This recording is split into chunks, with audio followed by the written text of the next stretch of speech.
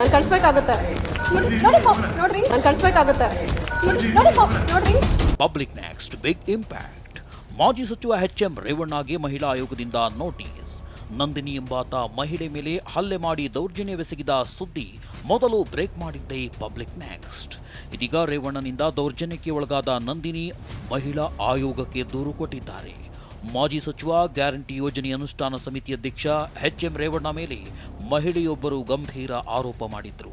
ಕಾಂಗ್ರೆಸ್ ಕಾರ್ಯಕರ್ತೆಯಾದ ನಂದಿನಿ ನಾಗರಾಜ್ ಅನ್ನೋ ಮಹಿಳೆ ಮೇಲೆ ರೇವಣ್ಣ ಹಲ್ಲೆ ನಡೆಸಿದ್ದಾರೆಂದು ಆರೋಪಿಸಿ ಹೈಗ್ರೌಂಡ್ ಠಾಣೆಗೆ ದೂರು ನೀಡಿದ್ರು.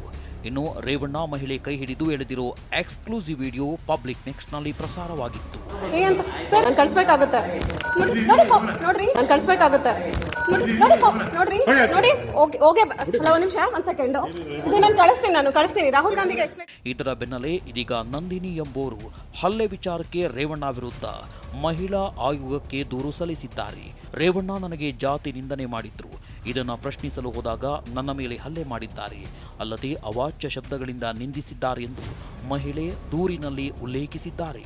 ಇನ್ನು ಇದೇ ವಿಚಾರಕ್ಕೆ ಮಹಿಳಾ ಆಯೋಗದ ಅಧ್ಯಕ್ಷೆ ಡಾಕ್ಟರ್ ನಾಗಲಕ್ಷ್ಮಿ ಚೌಧರಿ ಖುದ್ದು ಕೇಂದ್ರ ವಿಭಾಗ ಡಿಸಿಪಿ ಶೇಖರ್ ಅವರಿಗೆ ಕರೆ ಮಾಡಿ ಕೇಸ್ ಬಗ್ಗೆ ಮಾಹಿತಿ ಪಡೆದಿದ್ದಾರೆ.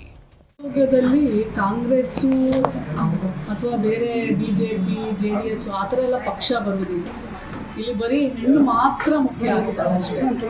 ನಿಮ್ಮ ಮುಂದೆನೇ ನಂದಿನಿ ಅನ್ನೋರು ನನಗೆ ಒಂದು ಕಂಪ್ಲೇಂಟ್ ಕೊಟ್ಟಿದ್ದಾರೆ. ನಾನು ಆ್ಯಕ್ಚುಲಿ ಆಯೋಗ ಹೇಗೆ ಕೆಲಸ ಮಾಡುತ್ತೆ ಅಂದರೆ, ಯಾರೇ ಒಂದು ಹೆಣ್ಮಗಳು ಕಂಪ್ಲೇಂಟ್ ಕೊಟ್ಟಾಗ ನಾವಲ್ಲಿರೋ ಕನ್ಸರ್ನ್ಡ್ DCP, ನಮ್ಮ ಬೆಂಗಳೂರು ಲಿಮಿಟ್ ಆದರೆ ಹೈಗ್ರೌಂಡ್ ಲಿಮಿಟ್ಗೆ ಯಾರು DCP ಬರ್ತಾರೆ ಅವ್ರಿಗೆ ನಾವು ಪತ್ರದ ಮುಖಾಂತರ ಬರಿತೀವಿ.